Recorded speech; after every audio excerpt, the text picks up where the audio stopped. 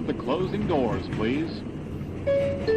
Welcome to Subway Sports Talk. My name is Peter Kennedy, and I am your host. Thank you so much, as always, tuning in to SST on the podcast app, Spotify, and on YouTube. Joining me today for the first time in some time, two just wonderful, wonderful gentlemen here to talk about the NBA, including the New York Knicks after their season ended on Friday night, and then obviously preview the wonderful, exciting series we have on our hands in the Eastern Conference Finals with the Heat and Celtics, a rematch that we've seen before, and I can't wait to see again, and the Denver Nuggets, one seed not yet, get ahead of myself here, against the Lakers in another matchup that is very exciting. And another conference finals rematch from the bubble season. Who said the bubble didn't count?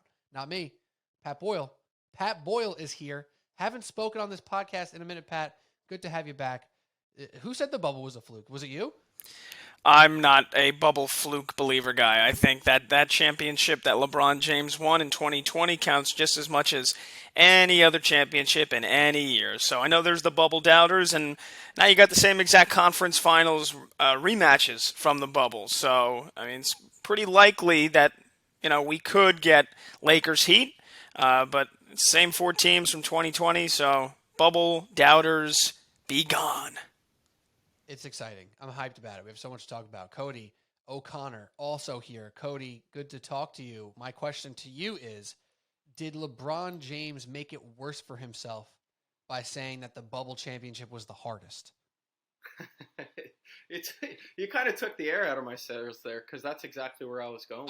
Oh my God. You were going to say that? I'm sorry. Not only was it a real championship, just ask LeBron James. It was the hardest championship. No, I mean, that's real stuff. And hey, now we're here. We got those teams back in it, competing. So I got Kraken and Dallas Stars in the background here too, Game 7. So, I keep joking with the list. This is like, I feel like an accountant. It's my busy season right now. All the playoffs, baseball starting up. It's a great time, like it always is.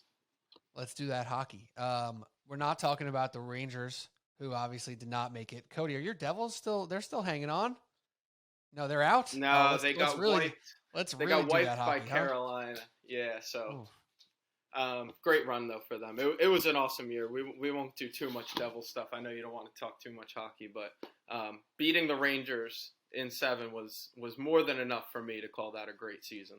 There you go. And if it doesn't tell you everything you need to know that I didn't know, they got eliminated already. I mean, there you have it. Sorry for taking the wind out of your sails, but yeah, it's funny. Like, if LeBron didn't say that was actually the hardest championship of all time, or whatever the hell he said on that episode of The Shop, like, oh no, seriously guys, that bubble championship was like even way harder than the other ones.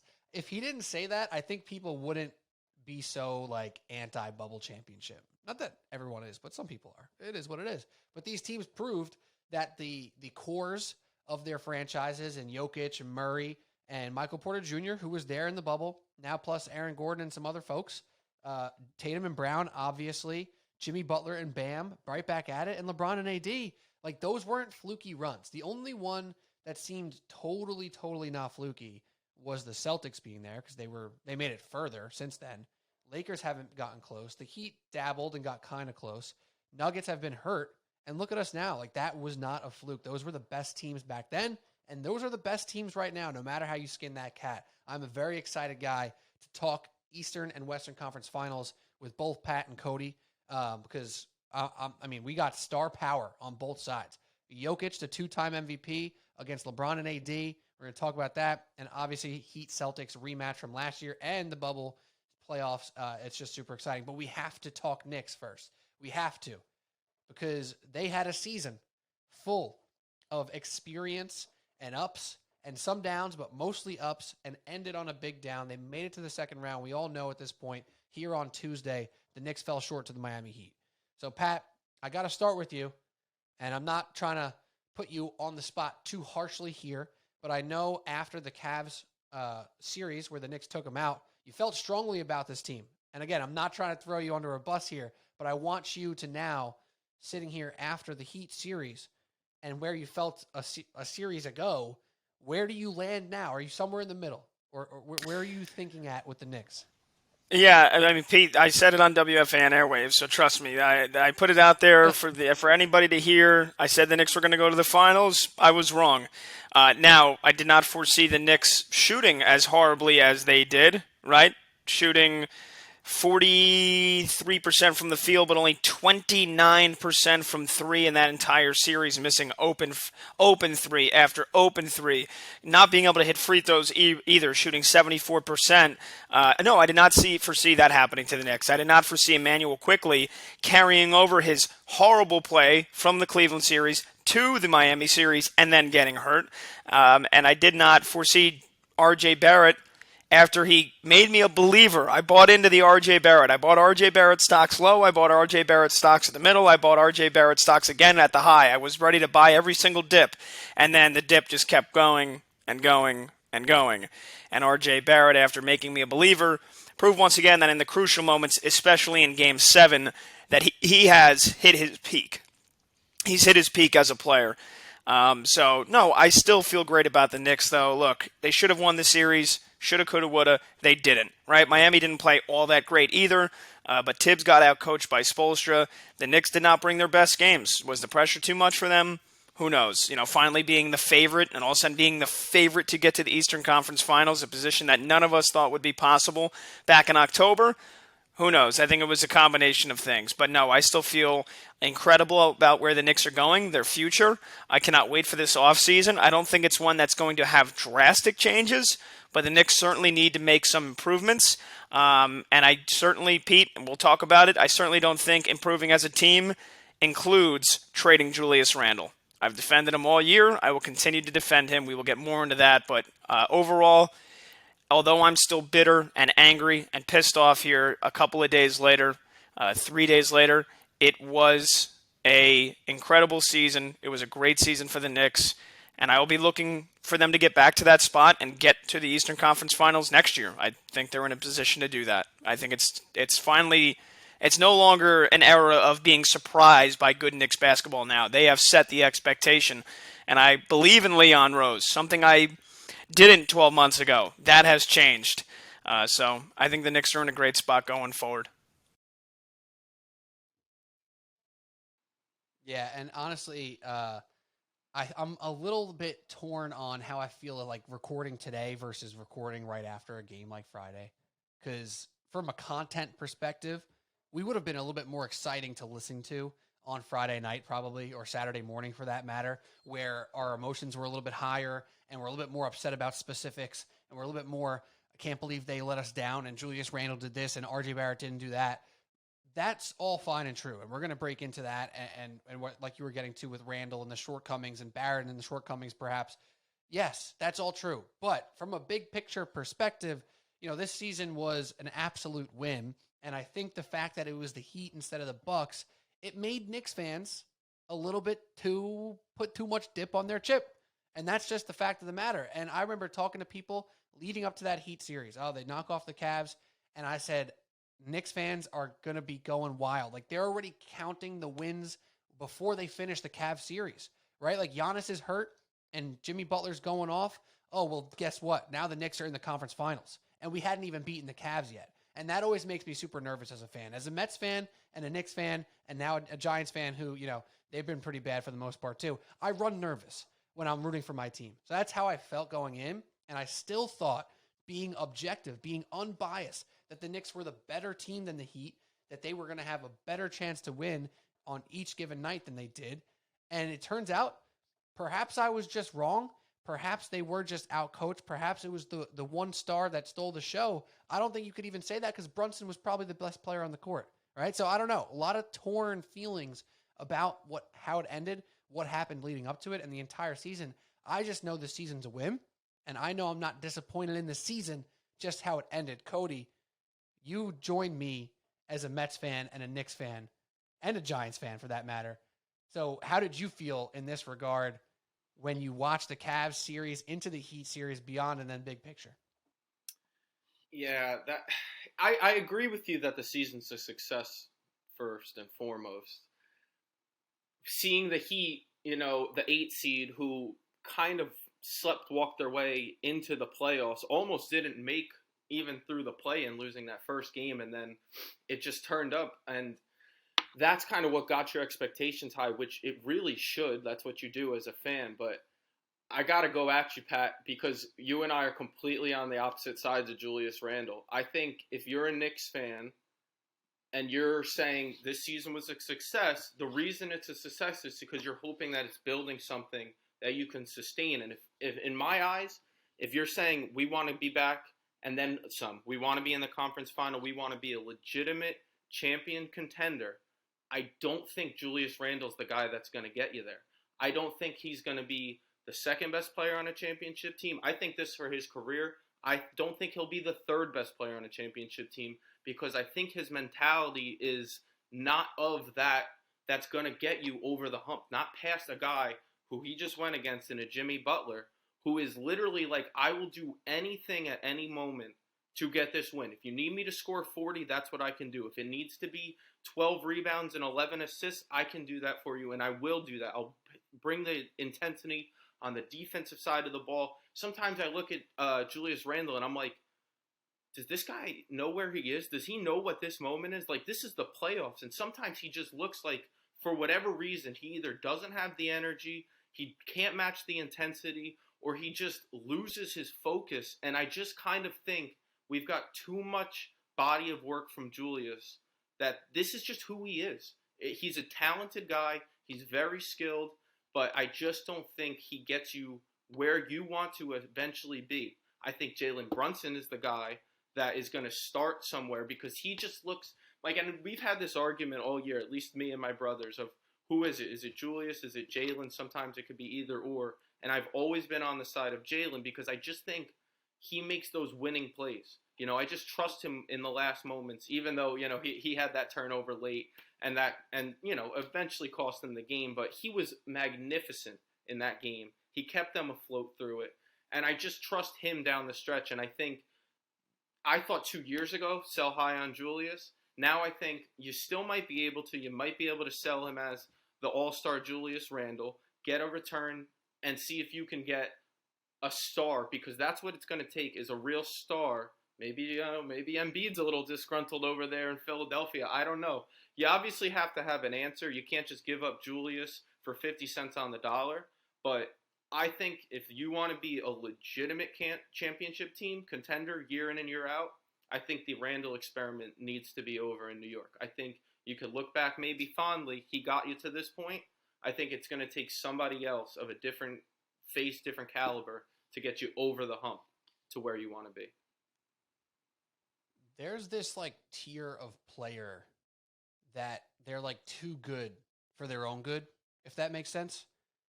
I don't want to call it the Russell Westbrook tier, but it's kind of the Russell Westbrook tier, right? Where it's like, this guy is clearly way better. Well, maybe not Russell Westbrook today, but you know what I mean? Like what Westbrook from like 4 years ago. He's clearly so much better than 95% of players in the NBA, right? Like legitimately better than 95% of players in the NBA. However, you can't have him on a team that's looking to win a championship. And Randle might have inserted himself into that mix. You know, Zach LaVine is another guy who looks like that.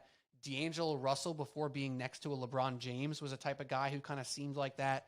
There are these people who are too good for their own good because they don't understand what you just described is Jimmy Butler to a T. The man does whatever it takes, whatever he needs to do. He doesn't care. His ego is actually really high, so I don't want to act like he doesn't have an ego, but his ego on the basketball court is really small in the sense that he doesn't say, I have to score. I have to be the winner. I have to be the hero. The one thing that I said on the podcast I recorded solo leading up to Game 5 was Jalen Brunson is the only thing that I can trust going into this last game against the Heat. I know he's going to do well. Barrett and Randle needed to be the heroes without being the hero. That was my big distinction, and I hope that makes sense to people listening because there's a very fine line of being a hero versus the hero, right? Like Gabe Vincent and Kyle Lowry were heroes for the Heat. At no point were they the hero or wanted to be the hero who scored the big shot and made the big play. They just did every little thing that they possibly could to make the Knicks' life harder and their own life easier. And Randle so infrequently pushes those buttons that lead to winning plays that don't have anything to do with him hitting a three or a fadeaway or driving to the rim against three people. And that part is frustrating because he's that talented, but it doesn't seem like the puzzle pieces will fit if Randle's one of those pieces. Let me ask you guys this. Do you think, where would you rank Julius Randle and amongst the NBA in the regular season? I mean, he was an all-NBA player this year, wasn't he? Didn't he make third team? Third team. So, I mean, all right. Let's just say he is, to make it easy, he's a top 25 player in the regular season. Just to make it blanket and fair. Fair enough. Okay, yeah, with that. Now, you guys are ready. You think the Knicks should give up on a guy who is a top 25 player in the NBA that 2 of the last 3 years has been voted top 15 and top 10 when he was second team All-NBA. You guys think the Knicks should give up on a guy that is that good, that averages 25, 10, and 5, that has taken over a game numerous times in the regular season, several 40-point games this year, several game-winning shots, because he's been in the playoffs for 3 series? And yes, I'm not excusing his underperforming. He's underperformed. If he didn't, the Knicks would be in the Eastern Conference Finals. And nobody really is free of blame on the Knicks besides Jalen Brunson.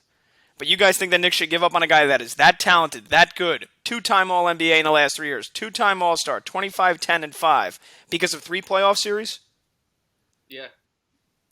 If you really want to contend, that's what I think, yeah. Well, I think there's a caveat. There's a caveat to my answer, if you don't mind me jumping in here. I think that the answer to your question, Pat, is not a yes or no. It's a yes if the return is right at the moment. If not, you absolutely bring him back next year. And I also have been thinking about this all weekend and all day on Monday, that I honestly do feel kind of terrible for that guy, because New York fans and the media, I mean, they treat him pretty damn poorly in these moments. And I see you reacting, Cody, and that's like the human side of me, where I can't mentally get to a place where I can call this guy a bum-ass loser, never going to do this, never going to do that. I hate doing that, because we've seen him play the right winning basketball. We've seen him have those games where he only takes 12 shots and has 9 assists. Like, he has it in him. He just never has done it in the playoffs to this point. So, no, I don't want to just trade him to trade him. This is not a addition by subtraction situation, Pat. So on that front, I 100% agree with you, and I don't think his value is going to return anything special right now. So I'd be thrilled to have him back in the regular season next year. But I would be thrilled to explore options next year as the season goes on as well. I don't think you have to trade him this year, but I don't think that the ceiling is raised when the crunch time comes about. I think the floor is extraordinarily raised all regular season, which is important, because we know that this Knicks team made a 4 seed a couple of years ago and ended up out of the playoffs the year later, right? The East is good. This league is good. They're getting better. They can't rest on their laurels and say, oh, we'll trade Randle for a few fringe players and a draft pick and be like, yeah, we're going to still be a 4 seed. That's not going to happen, right? So I'm very sensitive to what they do in the trade, but I still believe he's not the right guy to put this team over a hump in the playoffs. Okay, and let me just say this too. What's one thing that you worry about with Joel Embiid? His health. What's the one thing you worry about with a guy like Anthony Davis? His health. What's one thing you don't? What's one thing you don't have to worry about with Julius Randle? His health. Played every single game until he sprained his ankle. Now, granted, he re-aggravated the sprained ankle in the Cleveland series, but for the most part, the guy has been a shining example of health and durability in a league that doesn't have it. So I know we all like to, a lot of casuals watch the NBA from April 1st on and say, oh, well, Julius Randle stinks and Julius Randle sucks and he's not that special and only the playoffs matter. The Knicks wouldn't be near the spot they were in this year if not for what Randle did during the regular season. They probably would have been the 6 or the 7. They probably would have got beat in the first round by Philadelphia. We're having a different conversation. Or they would have had to been in the play-in tournament. He had that big of an impact. And also, Julius Randle is valuable for this team because of what he's making because he decided to take a pay cut. I'm not trying to prove his character to you guys. I know that you know that he, or at least I hope everybody knows that he cares and that he's only making an average of $28 million a year the rest of his contract, whereas guys that are ranked among him, all NBA players, $40 million, $45 million, $55 million. Hell, Ben Simmons, Rudy Gobert, those guys are making $40+ million, and I wouldn't trade a box of paper clips for them to have them on my team. So, when you see Julius Randle appear to give, bad energy, or it looks like he doesn't hustle, or that he's a toxic player on this team, is it perhaps maybe that he cares so much that he puts so much pressure on himself that is the type of reactions you see from him afterwards? And also, the Knicks can absolutely win with Julius Randle. I think it is a injustice, and I think it is malpractice to write him off and write off his ability to help the Knicks get to an NBA Finals within the next 3-4 years because of 3 playoff series. When you've seen what he's done in the regular season now, 2 out of the last 3 years, and especially, I think a lot of it has to be spoken about his mindset, that the year he had last year, which was terrible, mediocre, coming off of the All-NBA, All-Star season, how many players, how many athletes in New York would their careers have been buried? They would have been done with all the scrutiny, all the criticism he got last year. He got better. He got back to the Julius Randle we saw in the All-Star, All-NBA season where they lost to the Hawks. So, yeah, does he have to be a better postseason player if this team wants to have a chance of winning a championship here in the next 5 years? Absolutely. Do I think he can do it? Absolutely, because I've seen him deal with adversity. And I think what he's able to do for this team in the regular season, the spacing, being a 4 that can shoot a 3, even though he didn't shoot it well at all in the postseason, you can't argue that. But a guy that can get to the bucket, that can grab 10 to 12 rebounds on any given night, I think he's way too valuable for this Knicks team to say, yeah, we can't win a championship without him. You've given me so much to unpack here. Because I don't hate what you're saying at all. It's just, I almost think what you're saying is proving my point that maybe a GM thinks the same way you're thinking. Look what that guy did. He's 25, 10, and 5. Look how far he got him in the last regular season. 2 of the last 3 seasons, he's been very good. Maybe this guy can be a cornerstone or something to help build around at our franchise. Yeah, the return has to be big, Pete. I'm fully in agreement with that. I'm not saying just trade this guy just to trade him. That's not at all what I'm saying. But if a GM is thinking the way that you are, Pat, and it's a fair logic and point and reasoning, then maybe you can get a disgruntled star to a team who is clearly on the rise, who has pieces around them, who are going to make other moves, like Evan Fournier is being shipped out, see what the return is on that. But if you can get a guy, you have to make that, at least those phone calls. And I think Julius is the one to do it. And the reason that he's getting, at least from me, this scrutiny is because of the way it looks. It's not like Julius Randle is just missing jump shots, but he's still busting his ass up and down the floor. He looks sometimes like he's not involved or just not focused, or like I said, just isn't matching the intensity. That fourth quarter of, I think it was game 4, when they gave up 7 offensive rebounds. Where are you, Julius? You're a 10 rebound a game guy. You're nowhere in the picture. Is that maybe his ankle? I don't know, but it was infuriating to watch as they get pounded on the glass. And here's your star, and he's just nowhere to be found on that side of the floor. He's nowhere to be found on the offensive side of the floor. And I feel like I've seen what I need to see from Julius. In my eyes, you've gotten us, the Knicks, to this point. Thank you for that. I can look back at you fondly if we can get someone bigger and better, because that is what's going to take us to seriously contend in, like you said, Pete, a damn good Eastern Conference. That's really just going to get better because you got some of these young teams like a Detroit who didn't get to show who they are this year. You've got, obviously Boston doesn't seem like they're going anywhere. They probably keep Jaylen Brown now that they've made the conference final. It'd be kind of silly for them to break up that duo over there. So there's a lot to contend with. You don't know what Philly's going to do, There's a lot to contend with. I just don't think Julius Randle and Jalen Brunson, and now maybe what you've said about RJ probably being true, that maybe he is just who he is, although I have a little more faith that RJ can still take a step. I don't know why I can't let go of that, but I just kind of feel that way. But I just think you need a star to win in this league. Jimmy Butler, whatever we talk about with the top 10, 15, 25, it's hard to figure out after what he does in the regular season. But 3 out of the last 3 years, correct? He's in the conference final 3 years in a row now. I mean, that guy's a bona fide top 10 to 12 guy any way you slice it at this point. And that's what you need. You need a star. You've got LeBron and AD, Joker, Tatum and Brown. That's what it takes to get to that level. I don't think Julius Randle, Jalen Brunson, and some role players are enough to get you over that hump.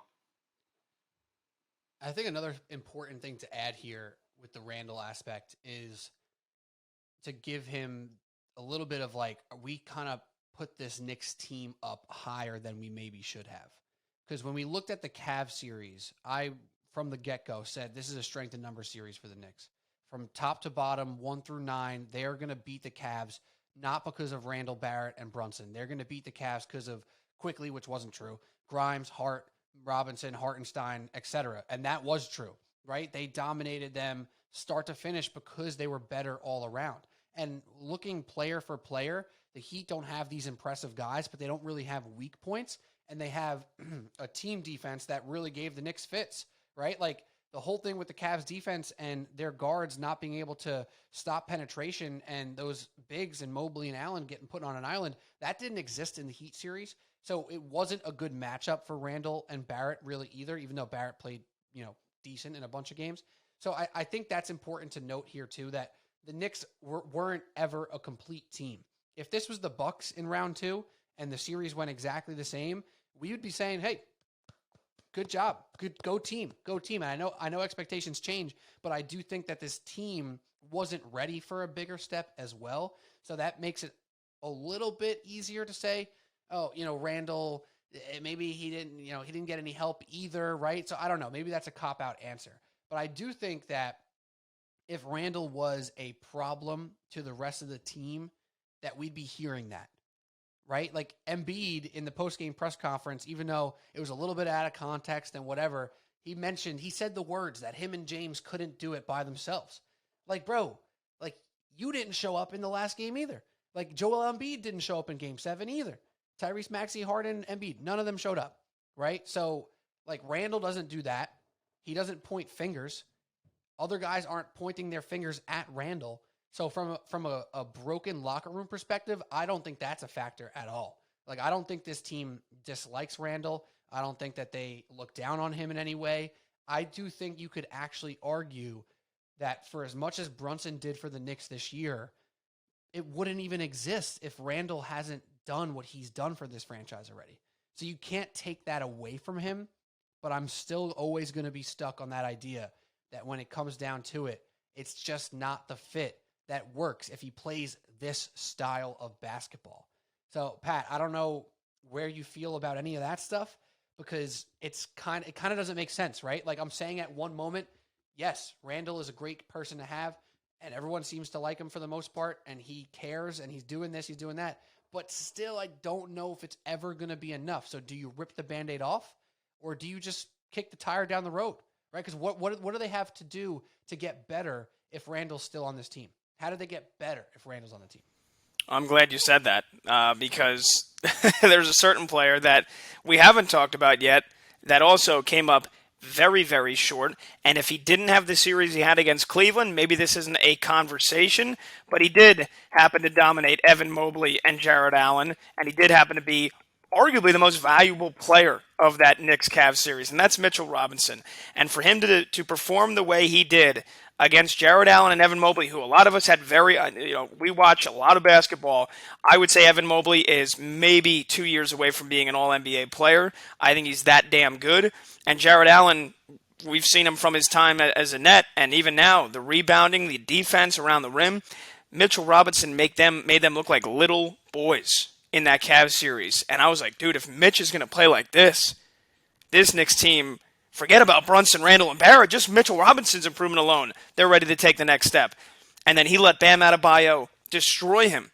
You talk about those 7 offensive rebounds. Mitchell Robinson was on the floor for a lot of those. And on the fact that he can't score a lick if he is not getting dunks or alley-oops outside of 3 feet, and he can't shoot free throw, right? I'm actually surprised. I got to give Mitch credit in the fact that they tried to hack a Robinson, and he actually hit like most of those free throws, so he came up clutch, but the numbers would suggest that he's not hitting those again if you replay that scenario. He's a 50% free throw shooter. He can't score, and he didn't do his job. His only job, most important job, forget about even if Bam Adebayo, because he hit a lot of 12-footers, right? I think Mitchell Robinson and the Knicks, the game plan was like, all right, we're going to give those to Bam. If he hits the elbow jumpers, that's fine. We can't let him, walk right down the fucking paint and get open dunks, which he did. So he failed that regard. And then also, he didn't rebound nearly to the credit that he should have. It was Isaiah Hartenstein who was the Knicks' most valuable 5 in that series against Miami. And the only reason that the Knicks had a chance to try to send that back to a Game 7. So in my opinion,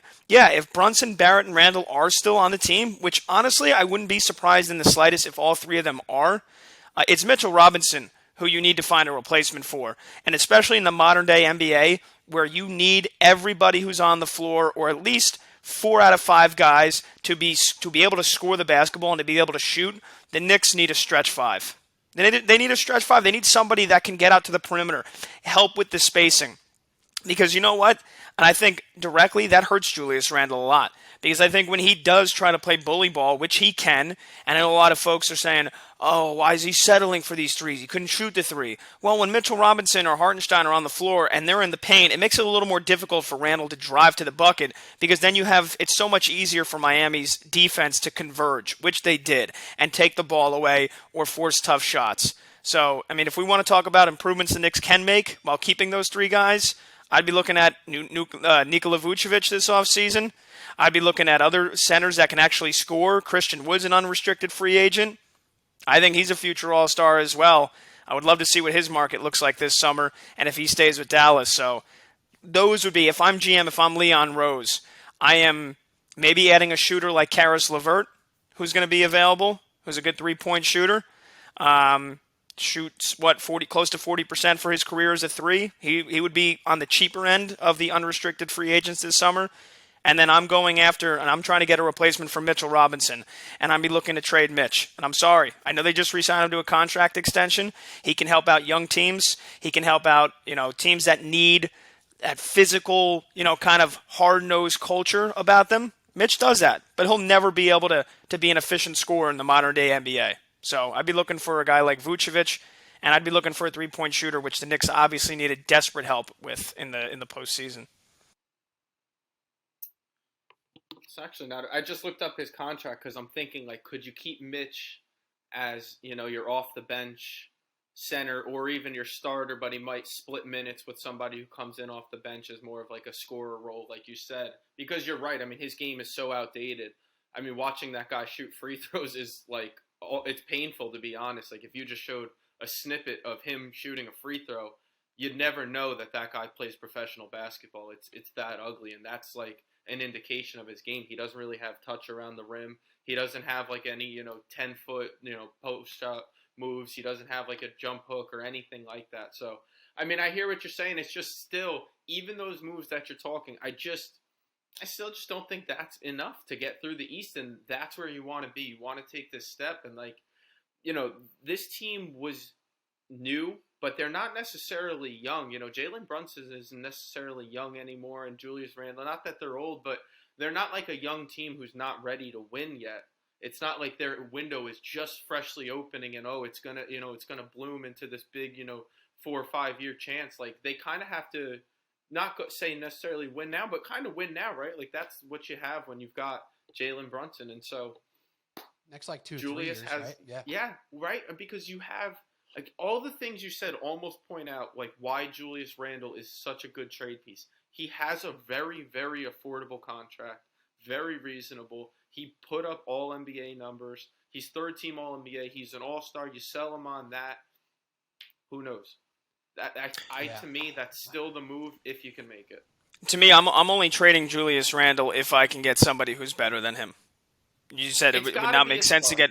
I agree with that. I just don't hope think that trade exists. I don't think that trade exists, and well, I don't know, Sure, Pat. things Like, have happened.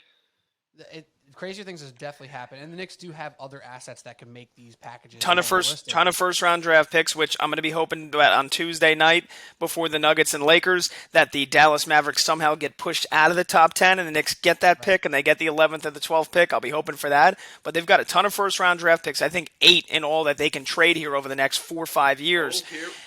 And I hope that the Boston Celtics don't win the NBA championship because I think that gives as good of a chance as Jaylen Brown leaving as there ever will be. And I think that's the only person I'm trading for this offseason. It would be a Jaylen Brown. I don't think there's any chance Embiid says he wants to leave and come to New York. I don't think the Sixers would trade him to New York, a team in their own conference. Trading Brown, though, either to the Knicks. What are they going to trade? They're going to trade Jaylen Brown for RJ Barrett or Julius Randle? Like, no way. That's not happening. You know what I mean? Like, I don't know. The only thing that makes that, I guess, a little bit more possible is the fact that Jaylen Brown's on an expiring contract. He only has 1 year left now after this season. So they can say, all right, we're not trading him. I mean, maybe, we'll trade him to a Western Conference team, I suppose. They wouldn't trade him within the conference. But the Knicks have more to offer than, I would say, 26, 27 other clubs in the NBA.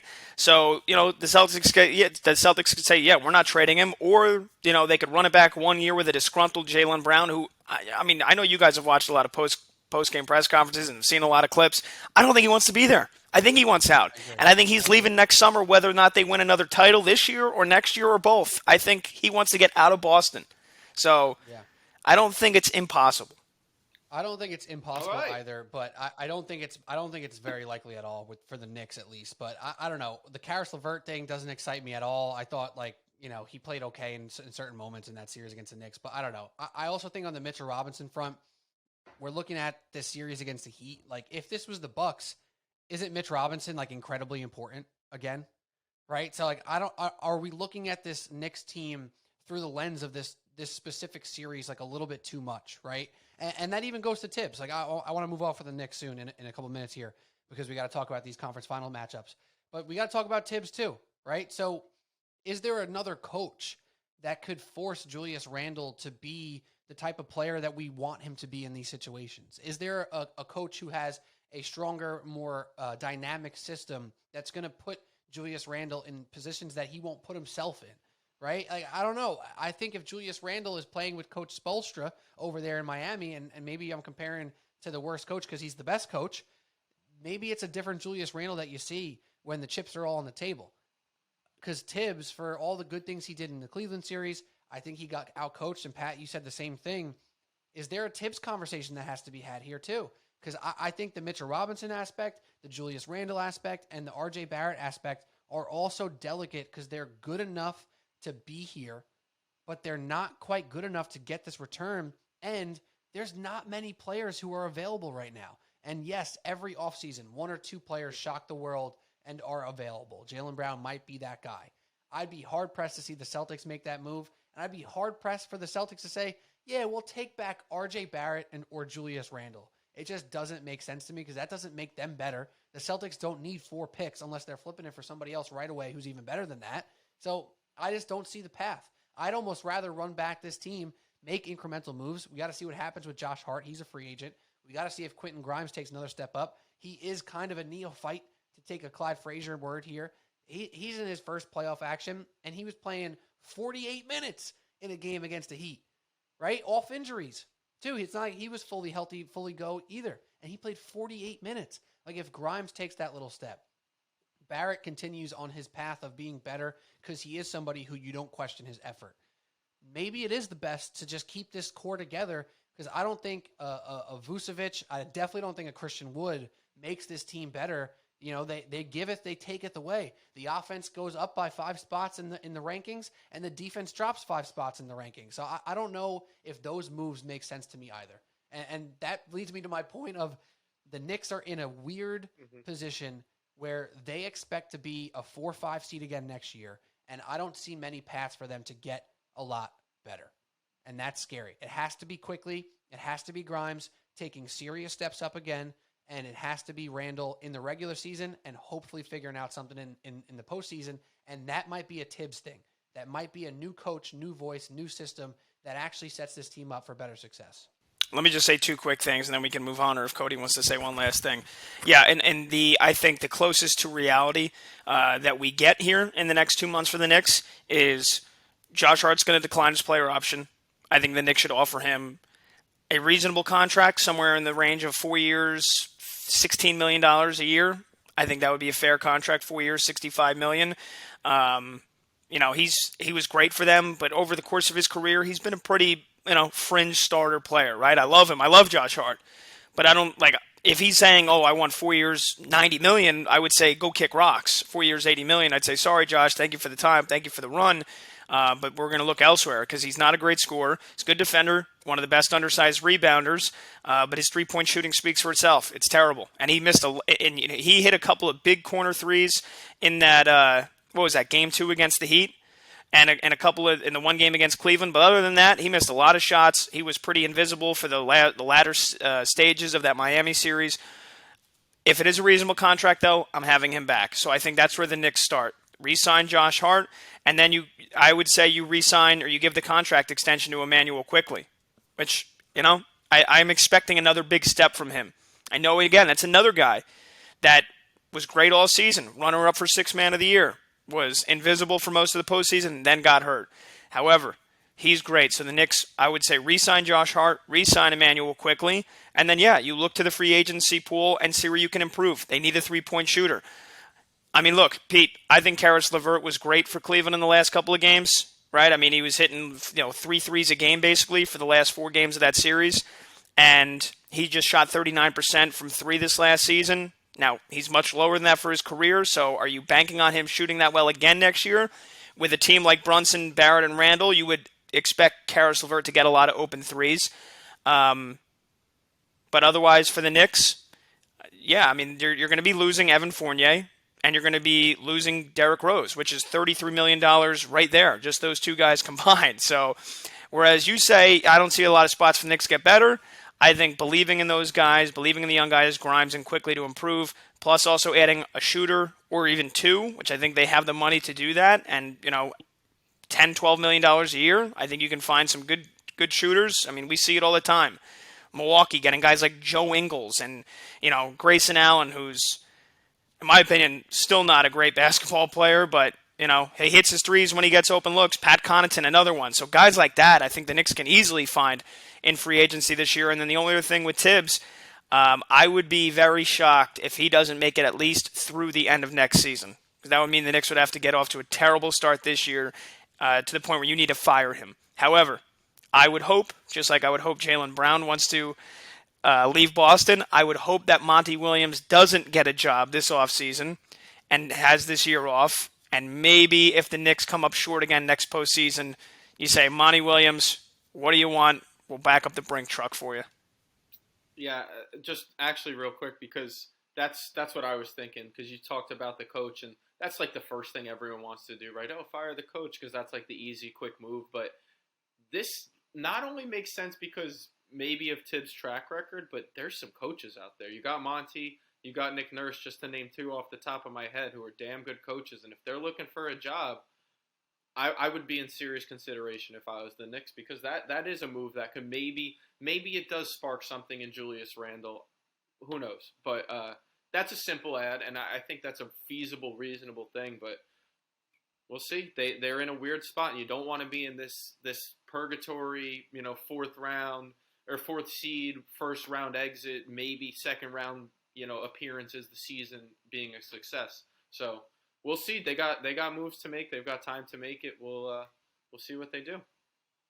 Yeah, and just for the record, I do believe Tibbs should be the coach of the team for now. Like, he earned it, and that's a weird thing of like earning it versus giving the team the best chance, right? Like paying for past performance. Like, he earned it this year. He will get this year 100%. Like, I don't doubt that at all, especially with the Leon Rose connection that they have. And last series, I was saying that Leon Rose is the guy who maybe whispered to Tibbs, yeah, you got to change some things. And he did. And he played young guys. And Obi Toppin, who we haven't mentioned once yet on this podcast, played and made an impact, right? So there's a lot of positives to look at with Tom Thibodeau. So I'm with you guys. He's definitely not getting fired right now, though Nick Nurse entices me. Monty Williams, yeah, sure, whatever. Yeah. He entices me. he cultivated the Suns, but I don't think it was ever like a schematic thing that he was doing. I think it was a Devin Booker renaissance and beauty of performance of him. And then obviously the rest of the team was pretty good. So I don't know, but Monty Williams, good. Nick Nurse, exciting. Also flamed out, right? So coaching is a weird thing. And it is hard to criticize him sometimes, especially if you're not tapped into every single little moment. But good stuff on the Knicks. I'm with you guys for the most part. I'm just kind of curious where they go from here and what they do to get better. But I'm excited to see the Quickleys, the Toppins, the Grimes continue to grow and what the heck they do with the Randle, the Barrett, and the Mitch. A lot of exciting stuff.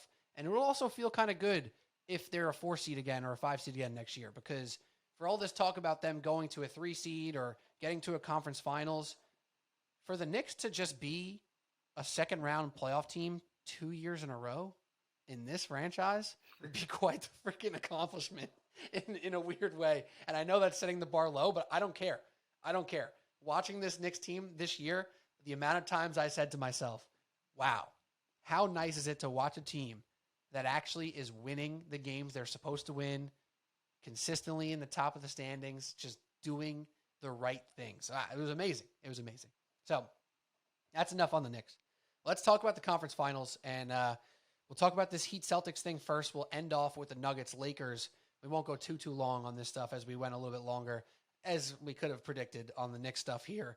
But we'll do Heat and Celtics first, a rematch that we're so excited for, and I can't help but think of Bill Simmons. Cody, I know you too, listening to him as much as you do, about the Zombie Heat, and all year he's talking about them, and he was dreading playing them in that first round matchup. They lose the playing game. We think they're dead. They do what they do against the Bucks. They do what they do against the Knicks, and now we're back. Celtics, Heat, Jimmy Butler versus this squad again. But I actually want to start with the Celtics. I want to start with Jason Tatum, because what a interesting end or just total series in Philadelphia there for Jason Tatum, where he looked like the Tatum we've seen so many times, who's amazing and incredible, and we saw him be kind of bad for stretches of games as well. But we saw a little Marcus Smart renaissance. We saw some Horford stuff. We saw some defense stuff. We saw some growth from their coaching staff in Missoula.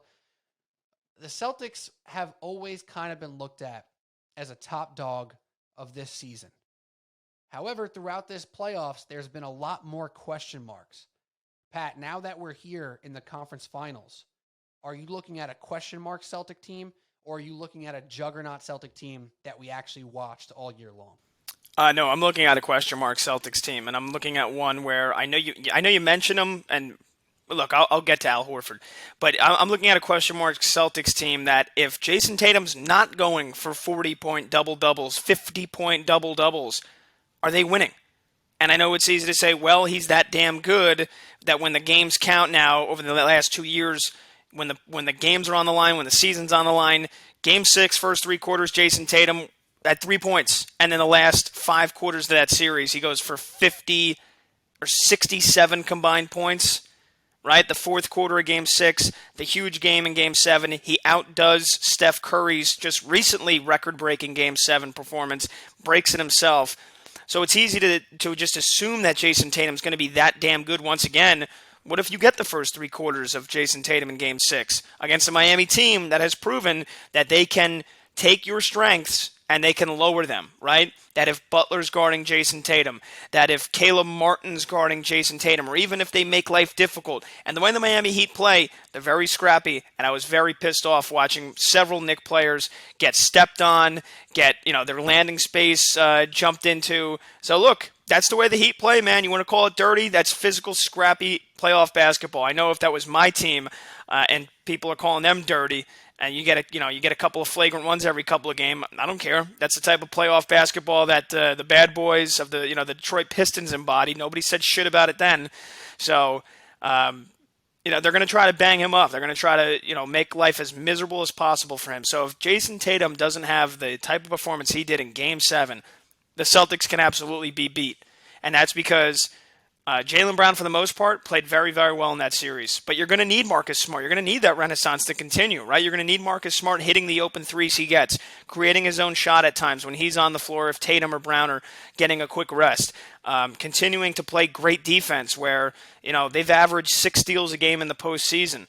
And you're going to need Derek White also at times stepping up with the bench players, with the role player guys. Malcolm Brogdon, right? You need their role players to step up so that if Jason Tatum isn't going for 50, at least you have guys to rely on. I was very disappointed in Al Horford.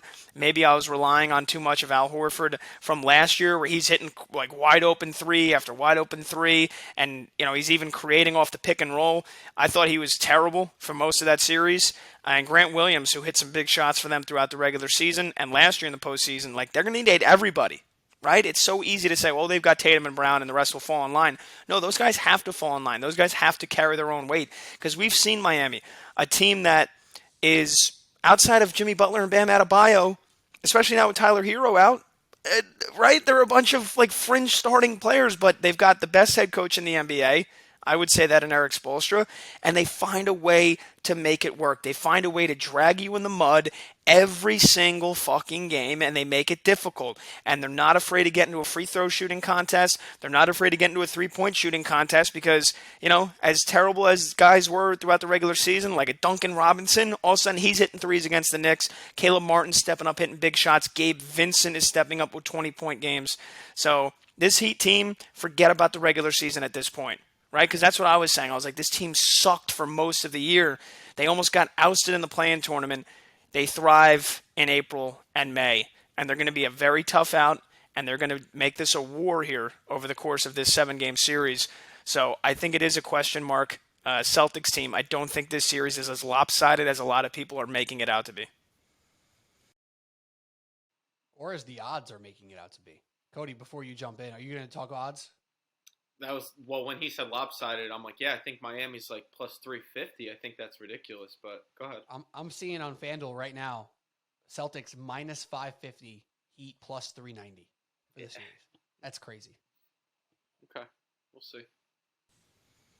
It sounds like you got a lean over there. Cody, what do you think about this? I agree with Pat. This Boston team is a question mark. Like, they've been there.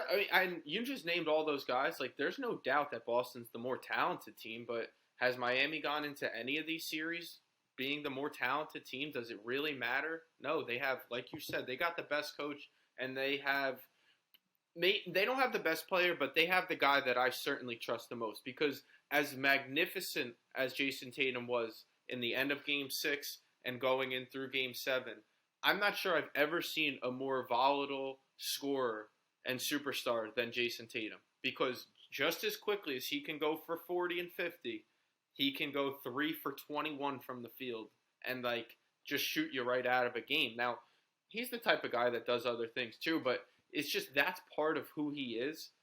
And you could see it in Game 7. I don't know about you guys, but first half of the game, I was with Alyssa's family and I was watching with her brother who doesn't watch as much. But I'm like, oh boy. And they're all Sixers, Philly fans over there. And I'm like, you could just see it in Tatum because when he gets it going like that, there is quite literally nothing anyone can do to stop or even slow him down. And he was cooking Embiid, who obviously he's got the knee, but still, he's an all-world defender. And it did not matter what they threw at him because that's how Tatum can get.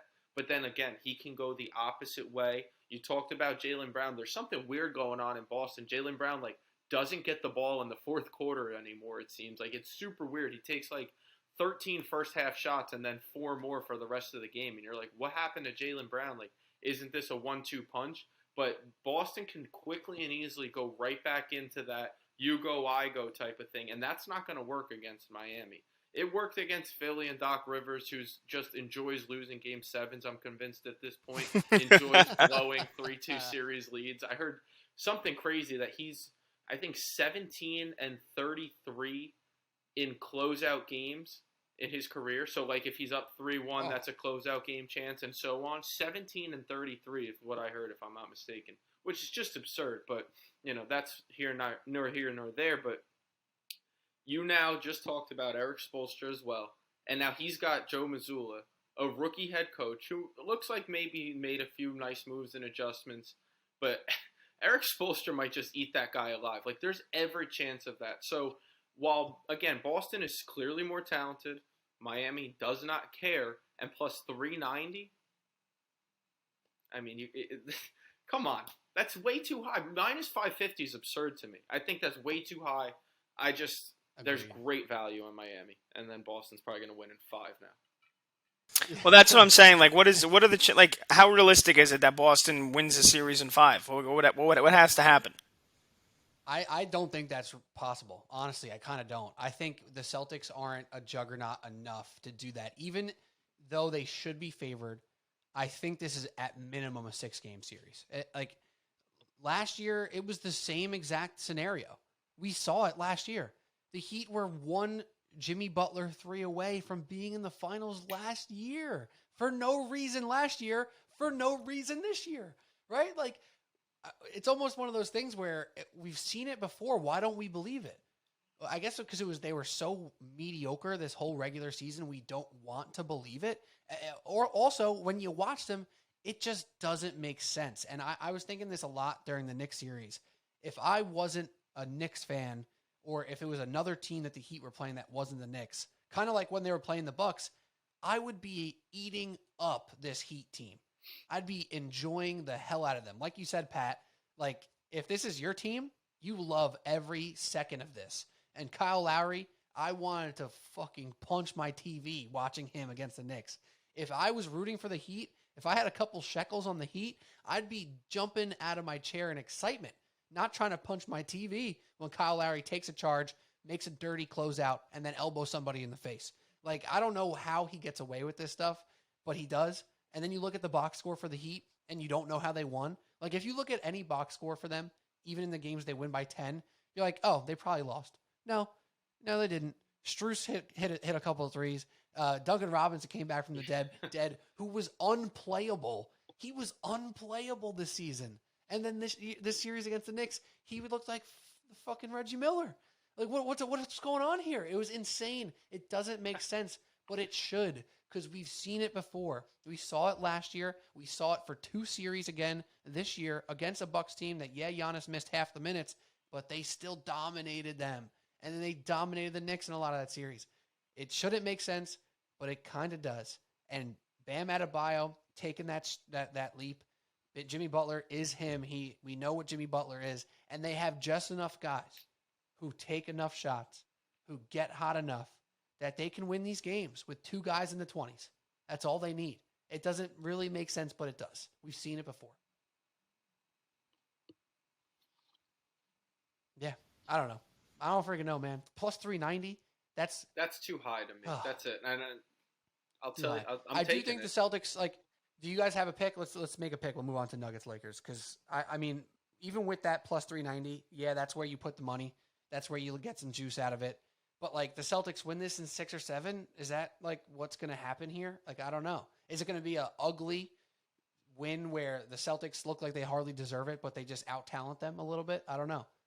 That's kind of what I'm leaning towards. I guess I'd say Celtics in 6 or Celtics in 7. I don't even know. Cody? I'm taking Miami in 7. I'm taking the value. Call me taking the bait, but and all the things you said too, part of my gambling, and this is probably why I'm a loser at it, but it's just sometimes it's like who you'd rather root for, who you want to be on the side of, and you're very emotional. You're very emotional bettor. Usually that's not the way you want to be. I know, but like that's why I take the Mets every day, and that's working out for me. No, they're just a grinded out, hard nosed type of team, and I feel like they're like Jimmy's got these guys like, yo, you remember what happened last year? How close we were. We could take these guys, and I just saw this video of him on the plane, like, hey, Boston, I'm coming. Just all, like, confident in his bravado, and I'm just like, that's the guy I want to back, especially with that much value. Yes, I'm taking the less than talented team. That's why I'm getting close to 4-1. Give me that 4-1. Give me Miami in 7. Something tells me that because we are giving so much credit to Miami, deservedly so, something tells me that all of a sudden now, like, after I just shit on him, like, Al Horford's going to hit, like, 3 threes a game, and Max Strus all of a sudden isn't going to be able to hit the hit water if he fell out of a boat, and Duncan Robinson's going to go back to being an all-time loser. And without Tyler Hero, granted, Tyler Hero was basically a ghost in that Eastern Conference Finals last year, but without him and without Oladipo, because Oladipo played a pretty decent impact last year, something just tells me that, like, Boston's just going to, they're not going to take Miami lightly. They're going to take over. Tatum and Brown are both going to shoot the lights out, and the Celtics are going to win this in 5. So I hope I'm wrong, but I feel like I got to play devil's advocate to Cody and kind of to Pete, who's in the middle. Yeah, I kind of fair weathered that one, if we're being honest. But no, if I had to pick, I would pick Celtics, and I don't know. Well, I mean, I will say this. Miami was the top seed last year. This year, obviously, Boston's a higher seed. The road team won 5 out of the 7 games last year. So I don't think home court advantage, I don't think, means a whole lot in this series. I agree. If Miami gets one early, just watch out, because I think Boston starts shitting bricks a little bit, and Jimmy's like, "Oh yeah, we got." I don't know. I just love the infrastructure of that team, and it's so hard to count them out. And I'd rather bet on them. Let's ride 4-1. Come on. Even though the Heat just ended the Knicks season, I'm rooting for them, obviously. You know. Well, if they win it all, you get to do we lost to the champions. You know, I'm rooting for the Hurricanes right now. Oh, Devils lost to the champs. There you go. That's right. All right, let's do Nuggets Lakers before we get out of here, because this series is exciting too. I mean, God, we've been blessed with so many good series here. The Nuggets and the Suns didn't exactly live up to the hype because the Nuggets ran away with that series in impressive fashion. Lakers Warriors, not every game was amazing, but it was still amazing to watch those two teams and Steph and LeBron to share a court again, and it was amazing. The Eastern Conference series we talked about already, but now we sit here with LeBron James and Anthony Davis and Austin Reeves and Schroeder and Russell and Vanderbilt and Hachimura and like a deep Lakers team that can do some things. But they are running into, for the first time in this playoffs, a team that has been taking care of business the way they're supposed to. And perhaps the only team in the Western Conference that's taking care of business the way they're supposed to.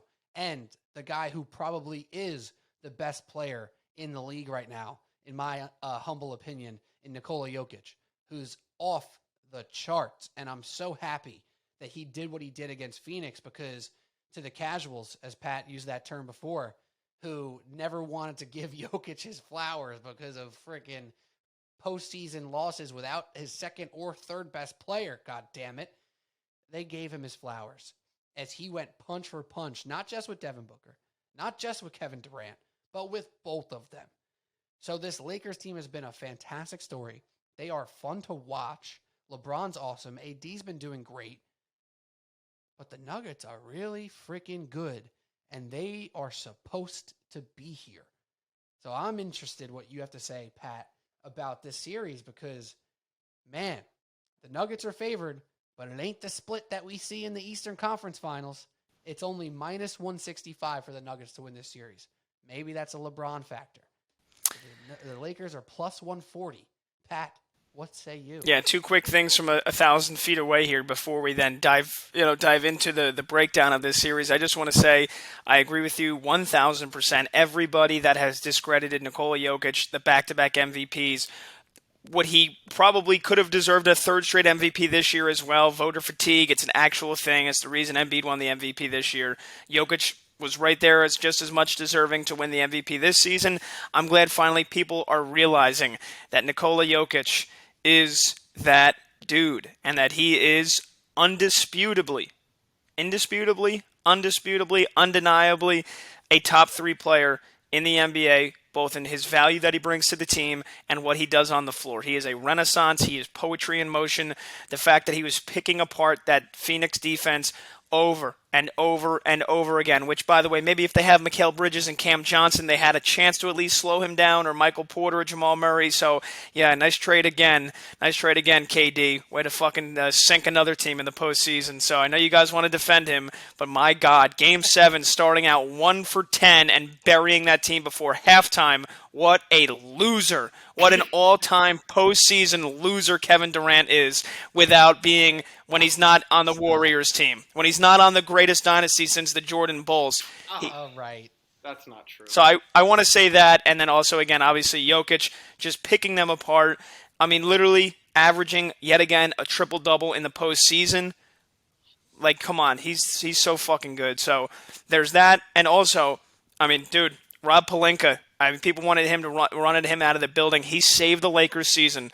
And I don't know why anybody even did business with the Lakers at the trade deadline, but there you go. They once again found a way to save their season, getting D'Angelo Russell back, getting Jared Vanderbilt, who has been so good for them on the defensive side, and getting the rebounds.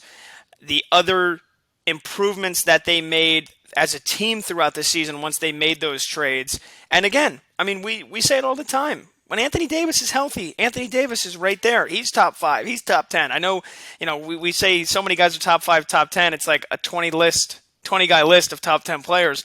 But you know what I mean. Top 15, top 5 players. Exactly. But Anthony Davis is the best defensive player in the playoffs right now. I mean, he literally had the Warriors shitting their pants anytime they tried to dribble into the paint because he was swatting everything or he was altering shots. And to see him play like this when healthy, it reaffirms everything and all the hype that he had about his career. And once again, just shows you how damn good he is. So that's really what this series comes down to, is Nikola Jokic versus Anthony Davis. Because what they can do offensively, we know what Jokic can do. What Anthony Davis can do offensively also, where he's basically unguardable inside of 8 feet. I don't really think anybody on the Nuggets is going to be able to slow him down. But the battle is going to be AD on defense versus Jokic on offense. And the battles that they get into, Jokic is going to try to finesse his way to the bucket. He's going to try to drag Anthony Davis out to the perimeter, which not a lot of bigs that the Lakers have played so far have been able to do. So if you can get AD out of the paint, that is going to serve them well. But that is the number one battle to look for in this matchup. And I just can't wait because, look, I was up there clowning everybody else that said, look out for the Lakers. Kendrick Perkins, one of them. Kevin O'Connor, right, from the, The Athletic or The Ringer? Ringer. Yeah, The Ringer. I'm putting some disrespect by not knowing, Uncle, not knowing where he works, but obviously I see Kev's stuff pop up on Twitter all the time, and he was a big, flag bearer for the Lakers as well. I mean, look, they proved everybody wrong. LeBron's playing really, really damn good basketball, playing high IQ, savvy basketball. Anthony Davis has been unbelievable. And then guys like their role players. Austin Reeves. Dude, that guy's going to get a bag in the offseason this summer. He has been unbelievable. Hachimura was hot in that Kings series. Didn't do a whole lot this past series, but we know that if he's against an undersized second unit, that he has the ability to go off. Schroeder has popped a couple times and they've needed him. And then even guys like Lonnie Walker. Lonnie Walker basically getting 15 points in that fourth quarter in that one game against the Warriors, giving the Lakers a chance. I mean, they got a bunch of dudes, man. They are very deep here, which outside of, 4 months ago when they still had Russell Westbrook, it was LeBron and AD or nobody. And now this is an entirely different Lakers team. Seeing them evolve here over these last 3 months has been special. But I know we've talked about it several times. The Nuggets are finally healthy. They are finally healthy in the postseason. And when Jokic, Michael Porter Jr., and Jamal Murray are all cooking, damn, that is one hell of a 1-2-3 punch. So I'll say the prediction for the end, but this series is going to be just as good as Lakers-Warriors. Yeah, this is a good one. I mean, I think you nailed it right there at the end too. For me, Denver, what you're gonna get from Joker. Like he's just so otherworldly. To me, he is the best player on the planet. What he does, but you got his IQ going up against LeBron's IQ, and that is one of the most fun matchups I think that we're gonna see. Is like how did they kind of outmaneuver one another? Like what's LeBron's response? Is there an answer for AD or for Joker? Like if there is somebody who's going to find it out, it's probably LeBron James, right? If anybody at least on the floor can figure out how to somewhat slow down Jokic, like are you just going to try to make him a scorer?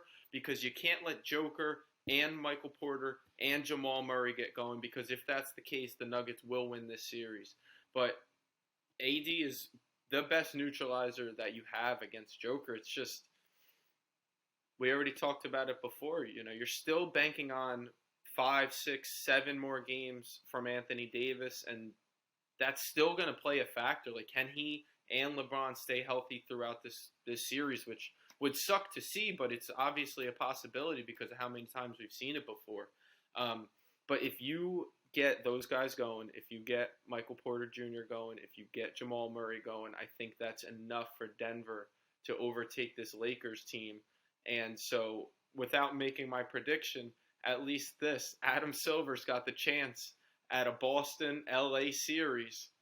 And I think sneakily coming in is a Denver-Miami, complete polar opposite from that type of series. But, you know, those are a couple tough teams. So we'll see what the Joker can do. I'm just really curious to see kind of how LeBron, like he's been doing, picks his spots, like how he plays this little chess game with Joker, who another super high IQ guy, and he just seems like every decision he makes, every play he makes is so under control, always seems to be the right play. And then you got some other guys, you know, one guy from our local team, Bruce Brown over there, like I just kind of like that guy as an extra role player. I liked him. I think we talked about it preseason too, as just like another kind of guy, got some playoff experience and just not afraid of that moment. He's just not afraid to take any type of shot. He's got almost a little bit of that irrational confidence to him. So this is a really tough series. The Lakers obviously made their unbelievable moves where I thought they were dead. I mean, when those moves were made, obviously as a Russell Westbrook guy too, I'm like, oh yeah, D'Angelo Russell, yeah, that's going to fix everything, Lakers. And, you know, here we are with them in the conference finals and, you know, credit to them, and we'll see.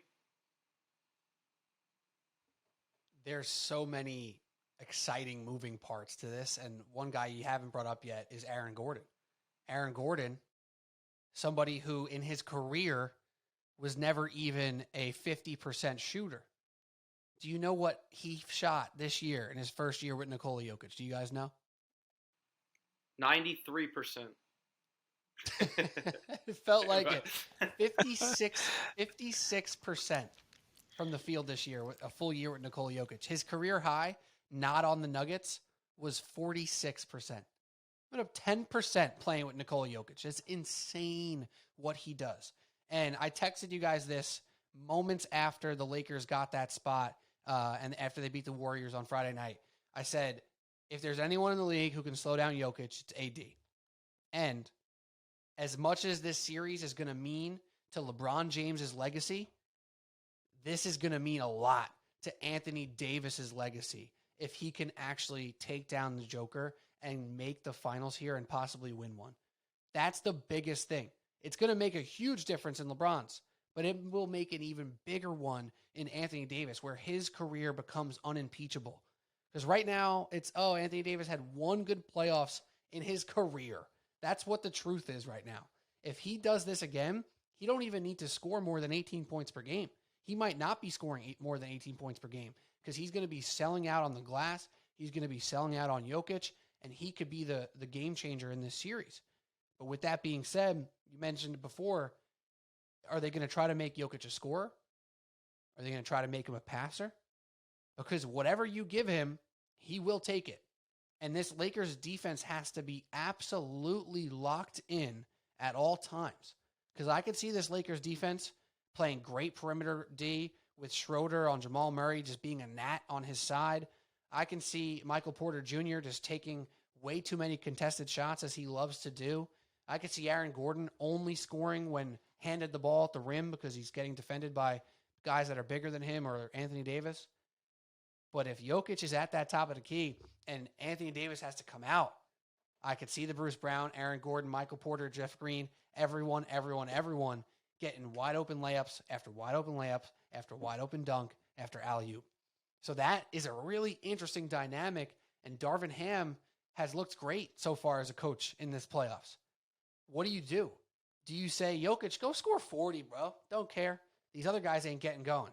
Or do you say, we can't let Jokic score more than 20, but if he has 14 assists, that's okay? I don't know. I don't know where the win is in that for the Lakers. This Anthony Davis one-on-one defensive matchup is going to be enormous. Another one-on-one defensive matchup is who guards LeBron. It'll be Aaron Gordon, perhaps. And for as good as LeBron has been so far in this playoffs, there wasn't a guy in the Warriors who matched up with LeBron well because Draymond was mostly guarding Anthony Davis. And there wasn't a guy in Memphis who can match up with LeBron well. Gordon has the size. He can do it a little bit. We'll see how that goes. I mean, I'm leaning towards the Nuggets. They've been the unimpeachable best team in the Western Conference. this entire season, but this will not be easy. This will be an absolute grind. And my bet is that if the Lakers get through here, Anthony Davis looks like the hero. Not that LeBron won't, because he gets his flowers and he will deserve it, I'm sure. He's going to just walk to 30 at 10 and 10 or whatever the hell he does every freaking night. But Davis has to be elite on defense. Offense, I'll take what I can get. But on defense, he needs to be the game changer. What you said, Pete, I worry who's guarding LeBron and who's guarding AD. Is Jokic going to guard him, single-handedly in the paint? Yeah. Are they going to double how they double him? They're obviously going to double him a ton. So if they're double Anthony Davis, yeah, they have to. Jokic can't guard him. Here's the thing, though. Jokic is kind of fine in the paint. He really gets he looks real bad out in space, like 90% of centers. If AD wants to post up on Jokic, okay, I'm okay with that. If Jokic, it's not the best matchup, obviously, because AD is not a good guy to guard for anybody in this league, really. You want to make Anthony Davis a jump shooter. And I think Jokic will live sitting in the paint and say, hey, you want to come post me up 20 times today? Come on down. I want you taking those elbow jump shots because you haven't been efficient on those in 3 years. I don't know. I don't think Jokic's defense is the liability that many people make it seem, because literally 95% of centers look horrible when they're in space or they're in drop coverage or they're on an ISO island on the elbow or top of the key.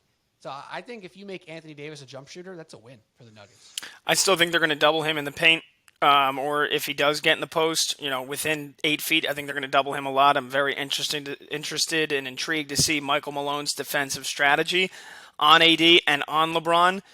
Because we know LeBron can hurt you from the mid-range. We know he can hurt you on the drive in transition, which he did several times. Again, just watching him go downhill, bulldoze his way through with speed and power and finesse, the spin moves, everything.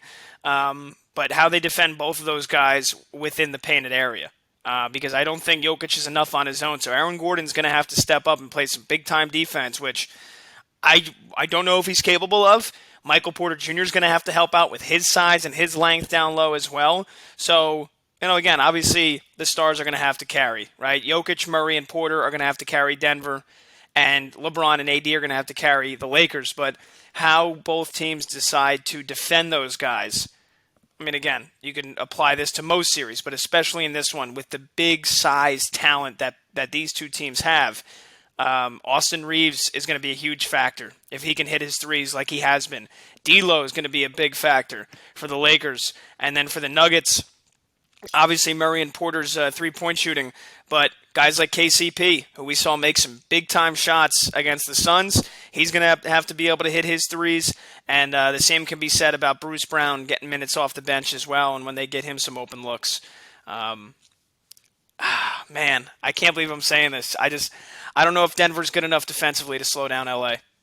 I don't know if they're good enough defensively to slow down the Lakers. Because again, we know LeBron and AD are gonna have. AD's gonna have his games, right? He'll probably have 2 or 3 games in this series where he underperforms and only goes for like 15 and 9, right? It's probably gonna be in Denver, game 1 or game 2. You'll probably have one of those be a Denver blowout, and AD just doesn't show up. But we know so far throughout this postseason, he has shown up for 80% of the games. And when he does show up, he is a fucking problem. So that's going to be a big time issue for Denver to have to cope with defensively. That's why he still pisses me off, AD. But go ahead, Pete. But no. It's just like the big difference too. Like Phoenix, they had those games where Booker and KD were just otherworldly, and the Nuggets were in those games, right? Like even when the Nuggets lost to the Suns, they were in those games. And one of them, if I'm not mistaken, like Murray wasn't doing much either. And Jokic was just going nuts. I think he scored 51 or something like that. And Booker and Durant just had like 80 combined or whatever it was. So the big difference with the Lakers is the actual strength of numbers. Like the Suns were pathetic outside of those main 2 guys, really. Campaign had like a half a moment in that entire series, and that was it. Like D'Lo can have 2 games. Reeves can have like 4 games. Hachimura needs to have 1 game. Those things need to align, though, right? Like, those things do need to align for the Lakers, where I kind of feel like you get Jokic no matter what, and then you just need Murray in, like, 4 games and Porter in, like, 3 games. Like that's that's the difference to me. Like the variables for the Lakers is great that they have multiple guys that can have those games, but their odds of aligning them properly is just a little bit more random, if that makes sense. Like the Nuggets don't seem like a team that are going to get blown out. The Lakers can actually get blown out and lose by 20 like multiple times in this series and maybe still win, right? But I don't know. I just feel like if I were a betting man, which I am, every single night you bet on more Nuggets than you bet on more Lakers, because outside of realistically Reeves getting 15 and LeBron getting 25, it's a crapshoot. Schroeder can go anywhere between 2 and 20. Hachimura can go between 0 and 15. D'Lo can go between 5 and 25. So I don't see that with the Nuggets as much, and that's my big lean as to why I would go there. And I'm going to take the Nuggets in 6 here in this series, because even though it's a positive to have those options, it's scary when it gets down to this point to rely on any 3 of these guys to do it. Does that make sense, Cody? Yeah, I do lean Nuggets too, and for prediction's sake, I'm gonna go Nuggets in 7. I think not only what you're mentioning, but I think this is a type of series, especially with them playing in Denver, Mile High, that home court is really a valuable thing to have, and this was the best team in the West this year, and they have the best player on the floor, which is kind of crazy to say in a LeBron series, but that's just where he is at in his career. With AD, like, yes, you're going to have 2 or 3 games. Like, to know that going into a series that you're going to have 2 games, maybe even a third, where he just kind of doesn't have it, and you can kind of see it. Bill Simmons says this all the time, and I was watching the other night and was like, yep, he doesn't have it tonight, and it's clear as day that he just doesn't have it. Yeah, specifically offensively, yep, yeah. Where he's just not aggressive enough. And LeBron is, again, not in the point of his career where he can just go ahead and carry you, especially against a Joker-led Nuggets team. So that's why I do lean Nuggets. I'm glad Pat took the Lakers. I'm glad it's not like a one-sided type of sweep, because usually we know how that goes. And this is the type of series I think I'll bet more game-to-game than I would take the actual outcome of the series, because, one, there's not great value on either side like there is what we're saying with Miami. But I just think you've got the team who's been the best team in the league. You've got the best player on the floor, which is just, you just know what you're going to get from this guy. You don't know how you're going to get it, but you know you're going to get an efficient, incredibly hard to stop, a better defender too, like you said, than he is made out to be. He doesn't have to be an otherworldly defender. He doesn't have to be, the two-way player that maybe you say Joel Embiid is, who I think that argument has officially gone to bed after he's yet to make the conference finals again. But that's, not what we're talking about. I just had to throw that jab in over there. Oh, the second round Sixers? The second round Sixers, yeah, my favorite. Yeah, but I mean, like, that's, and even still with the Sixers, because you got 2 games from James Harden where he won, like, literally single-handedly won them those games, but you had your 2 or 3 that he just wasn't present for, and that's probably the difference in that series. I think that with AD, if you are going to get those, that to me is what you're going to get as the difference in this series. So I think it's tight. I think home court plays a big factor. Best player on the floor. I got the Nuggets in 7. And again, this is a more game-to-game type of betting for me. I'm going Lakers in 6. I think they average 115 points per game in this series. I don't think Denver's defense is good enough, and they've got home court advantage, which is more valuable than any other team in the NBA with the altitude. I just think LA is played too complete of a brand of basketball over the first 2 series where, yeah, we like to, it's easy to dismiss Memphis because of all the off-court stuff Ja was happening and the injury, but, I mean, they destroyed them, right? And for the most part, they beat Golden State pretty easily, right? Beat them pretty easily in 6 games where without Steph Curry, they get annihilated, right? And yeah. Denver, you know that isn't that like an argument though for the Nuggets though? I know you said you were saying that to not be an argument for the Nuggets, but like the Warriors are flawed, and the Memphis Grizzlies had loads of problems. The Nuggets aren't really flawed like that. Like their defense isn't elite, but their offense is like the most elite, more or less. And like the Warriors were playing with a guy who thought he was like himself from 8 years ago, right? Like Klay Thompson shot them out of that game, and I hate to say it because I love Klay. I've always loved Klay. It was brutal to watch him just miss all those jump shots. They had no other guys to turn to. They had no other playmakers. Like Draymond wasn't himself, right? Like Jordan Poole was were horrendous. Horrendous. Like Moody and Kuminga, they couldn't figure out who wanted to get on the court less. Like it was brutal at certain points, and yet still Steph Curry was so amazing that it was kind of a series, right? Like I think that's a feather in the Nuggets cap. Like there's no Kuminga Moody issue on the Nuggets. There's no Draymond Green is on the court and he's afraid to shoot the basketball. Like that doesn't exist on the Nuggets. I just don't see the weak points. I think the starter minutes, the Lakers are going to win, right? I mean, they won the Curry minutes against the Warriors, which nobody usually does. And yeah, Denver is very complete on offense, but they have too many weaknesses on defense. They have too many weaknesses where if LA is shooting nearly the same amount of percentage that they shot in the last two series, 3-point percentage, they have too many weapons. Like Jeff Green is going to get exposed. KCP, offensively, he's going to need to hit some big shots. He's going to get exposed defensively. Bruce Brown's going to have his hands fill. I mean, like these are the guys that are like, outside of Jokic, Murray, and Michael Porter, like this Denver's team's great, and I love them, and I love watching them play, and I'm glad they're back in the Western Conference Finals, and I'm one of the biggest Jokic supporters there are, and I want to see him be great.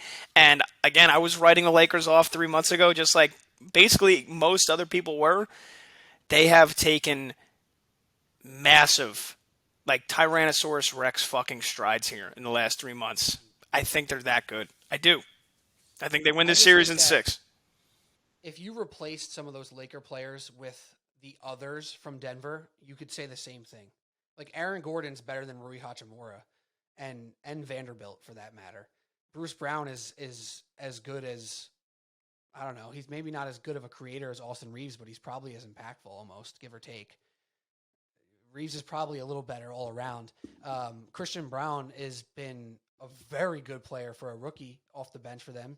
Jeff Green is better, like the same as Rui Hachimura, if not a little bit smarter of a basketball player. I don't think we're giving enough credit to the Nuggets others, as they don't play as big of a swinging variable role because they don't have to.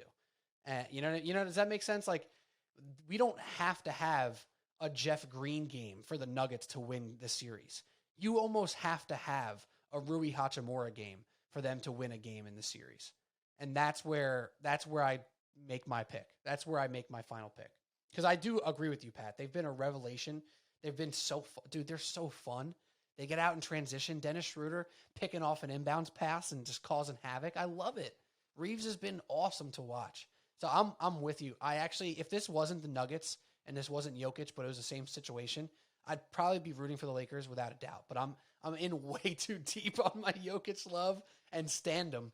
Way too deep on my Jokic stand-em to go anywhere else. Honestly, that's my one flaw currently in the NBA as a fan here is that I'm in way too deep on Jokic. And then just finally, I know you guys don't want to believe it, but it is true, and there are scripts, and the NBA, I think, is rigged at times, and it is an entertainment business more so than a game of basketball. If the Lakers are going to get 30 to 35 free throws for most games in this series like they did against the Warriors, they're also not going to lose. So just keep an eye on that. I'm telling you, they're going to probably get to the free throw line 30 times in 5 out of the 7 games or 5 out of the 6 games the series plays out. On a scale of like a red starburst to the sun, how orange are Jokic's arms during this series?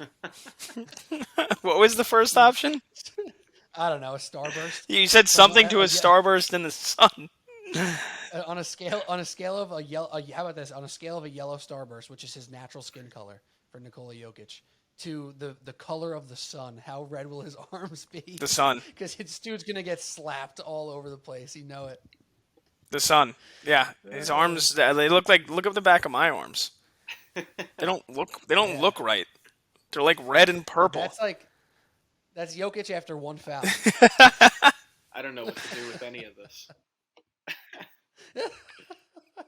I'm just saying it's gonna be physical. It's gonna be physical. I'm so pumped, dude. It's I'm a so good pumped. series. That's all you we guys have, though, you guys today, put it out there pretty well. Like it's just a good matchup. Like, both teams kind of have these It is. guys that could give you something big, could give you, a dud or a stinker. You brought up my guy Dennis Schroeder too. He's returned to Sixth Man of the Year OKC. Dennis Schroeder, well, should have been Sixth Man of the Year, but he's awesome, man. He's a pest. He's kind of a guy that, because I think he got joked about with the whole contract that he didn't take. People forget that he's the kind of guy you want on your team in these types of games, in these series. He's like just one of those down in the dirt, dirty type of players that's just gonna, make the hustle plays, the extra effort. So it's a good series, Cause some havoc. And then the Nuggets kind of have Bruce Brown with that. So,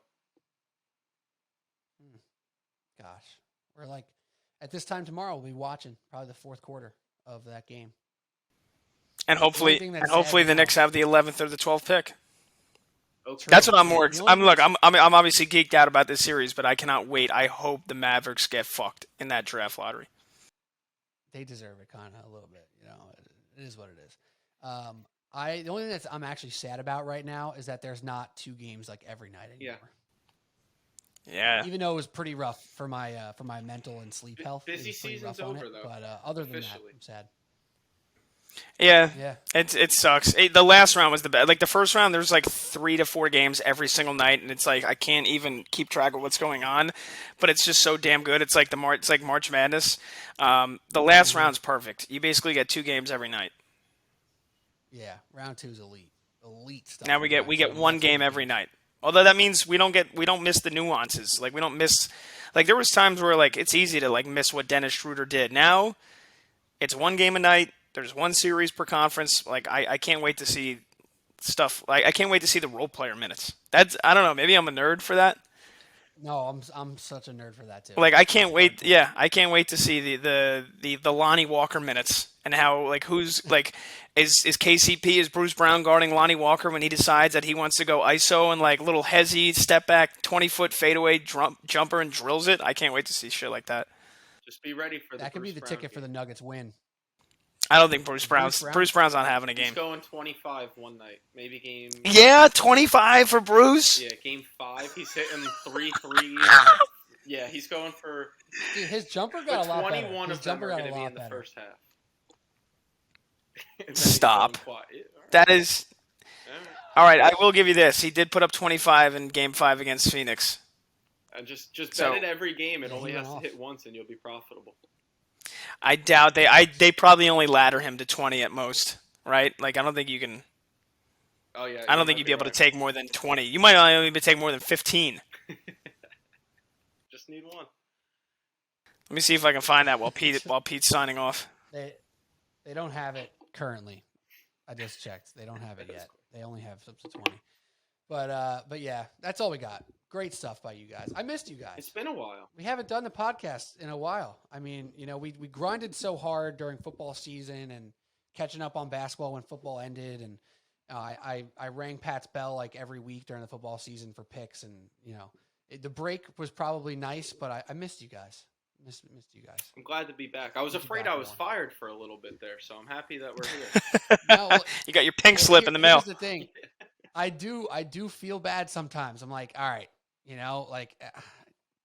these guys have lives, and Pat's on the radio like 3 times a week, and he's at the Fan, and he's doing his job, and he's calling games, and I'm like, can I really just keep asking him to come on the pod over and over again? And Cody, not that you don't have anything going on in your life, but no, it's just like I did actually feel like I was like asking you guys so much for a really long stretch, and it's not like I actively didn't ask you, but I kind of was like, maybe give them a break because I was asking you guys a lot, and I know how busy I was in life. So happy to have you back, and now I won't hesitate to ask every single time. Never do. Always a pleasure.